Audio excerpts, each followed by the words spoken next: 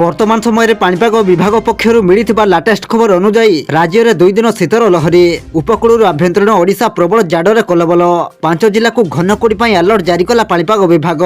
तेबे आसंतु आज पाणीपाग विस्तृत खबर उपर नजर पकाइबा, किंतु ता पूर्व वीडियो को गोटे लाइक करंतु एवं वीडियोटी को आपण मानक सांगसाथी मानक अधिकरु अधिक मात्रा रे शेयर करंतु।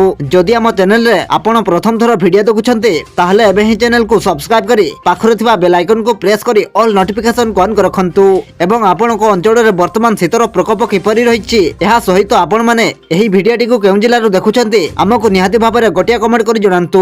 पाणीपाग विभाग पक्षरु प्रकाशित रिपोर्ट अनुसार आसंता 2 दिन राज्य रे शीतर लहरी रहिबो। उपकूल ओडिशा और आभ्यंतरीण ओडिशा रे प्रबल शीत अनुभूत होई पारे।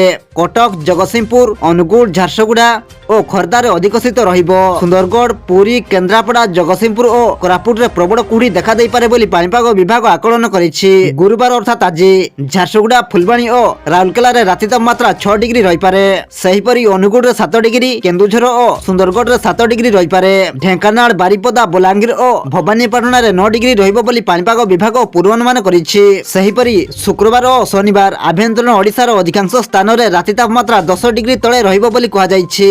फुलबाणी, झारसुगुड़ा और राउरकेला रे 6 डिग्री रही पारे बोली आकलन करछि पाणीपाग विभाग।